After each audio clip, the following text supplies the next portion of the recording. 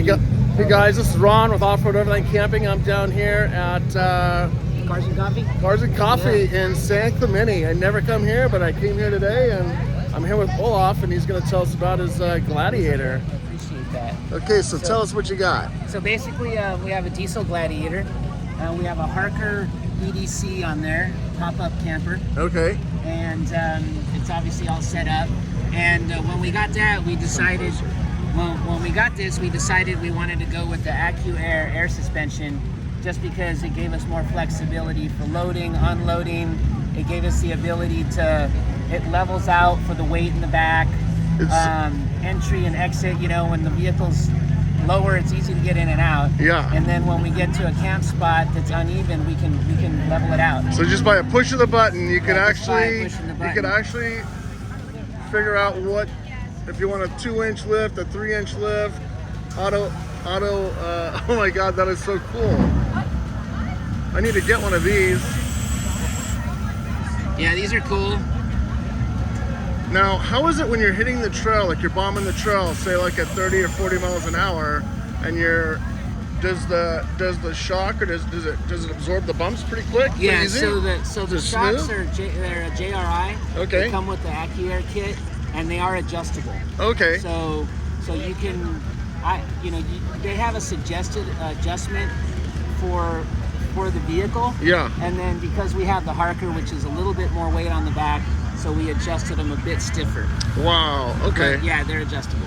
Wow, this is pretty cool. I like it. So you can basically adjust the front, the back, or the entire rig, or you could do each tire separately, correct? So, yeah, exactly. So I'll lower the back right now. So it's this is at the off-road height. Okay. So I'm lowering the front. So we'll bring that back up. So let's lower the back.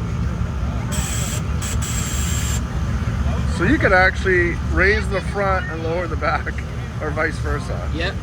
That is pretty cool. So I'm gonna lower it some more in a second. And if you don't mind, how much does this cost to install, or how much did it cost for this package? So on the website, it's $69.99, so like $7,000 for the kit. Wow. It's actually cheaper than getting a full suspension. Yeah, I think, if you're gonna, depending if you're gonna self-install or get somebody else, it might be, I don't know, $1,500 to install. So it might be $8,500, but you get the lift kit that's adjustable. Yeah. It senses, it's self-leveling for the rear.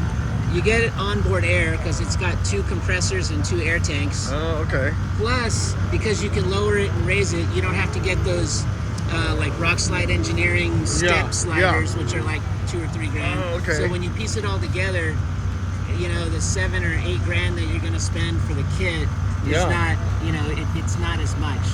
Your lift kit ends up costing you like $3 grand. Wow. Now, what about like the airbag? Does it ever pop, or do you have any? What's the downfall of this thing?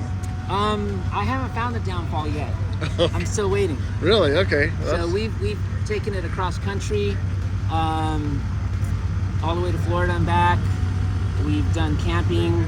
You're doing hard trails, or you're doing easy trails? Well, we did a week-long Baja trip. Okay. Down to Mulegé for the Baja 1000. Oh, okay. And we did some off-roading and no problem. Really? Super comfortable. Really? Didn't have any glitches. Whenever technology is involved, I'm always a little concerned. Oh, yeah. Didn't have any glitches. Rode great, no problem. Yeah. Wow, that's good to know. All right, well, good to meet you, and I'm gonna, thanks for the interview. Yeah. We'll see you on YouTube.